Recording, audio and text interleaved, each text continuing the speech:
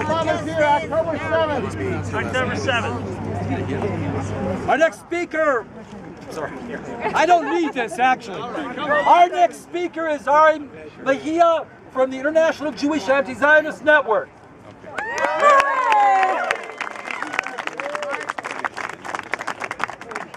The International Jewish Anti-Zionist Network joins the chorus of international condemnation of the U.S. government attempt to silence people in the United States who act for human dignity and justice and who speak out against the war and occupation. From Colombia to Palestine, from the Philippines to Iraq, Afghanistan and Iran, the United States and its allies promote or instigate war and military repression of indigenous people, providing weapons, ammunition, and training to suppress local struggles against economic, political, and social injustice.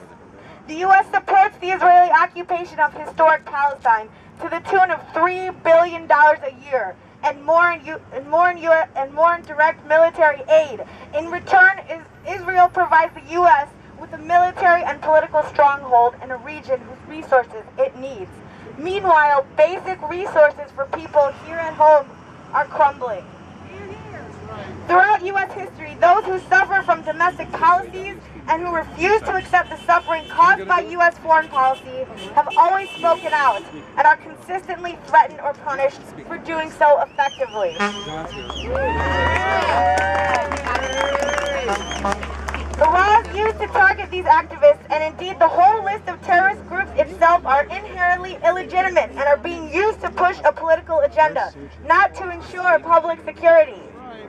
Struggles against police brutality, incarceration, deportation and detention, poverty, homelessness, environmental racism inside the U.S. are increasingly understood, along the need for the U.S. to end its foreign occupation and funding of wars abroad. We must continue to bolster the cross-struggle anti-war movement in the U.S.